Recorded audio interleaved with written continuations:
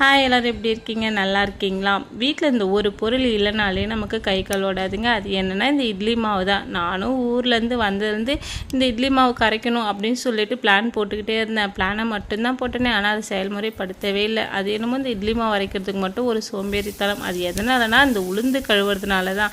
அது ஒரு பிரச்சனை ஆகிடுச்சு. எப்படியோ தோண்டி தொலைங்கி இன்றைக்கி வந்து காலையிலே அரைச்சி வச்சுட்டேன், நைட்டுக்கு டிஃபன் செஞ்சுக்கலாம் அப்படின்னு சொல்லிட்டு. ஆனால் இப்போ வந்து கொஞ்ச நாளாகவே சூரிய பகவான் வந்து பார்க்குறதுக்கே ரொம்ப கஷ்டமாக இருக்குது.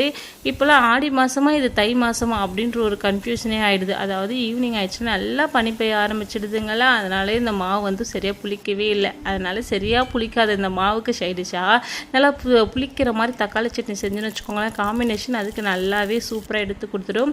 நம்ம தக்காளி சட்னி யூஸ்வலாக செய்கிற மாதிரி தான். வெங்காயம், தக்காளி, காஞ்ச மிளகா, பூண்டு இதெல்லாம் வதக்கிட்டு ஒரு ஸ்பூன் போல் சீரகம் சேர்த்து வதக்கி அரைச்சிட்டோன்னா அதோட டேஸ்ட்டு சூப்பராக இருக்குங்க. அதோட வாசனை எல்லாமே அவ்வளோ ஒரு சூப்பராக இருக்கும்.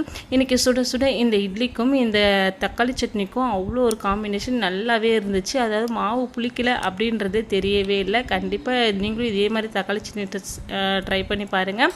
உங்கள் ஃப்ரெண்டுக்கும் ஷேர் பண்ணி விடுங்க. இந்த வீடியோ பிடிச்சிருந்தா மறக்காமல் நம்ம சேனலை சப்ஸ்கிரைப் பண்ணிக்கோங்க. மீண்டும் நாளை வரை மினி விலாகில் பார்க்கலாம்.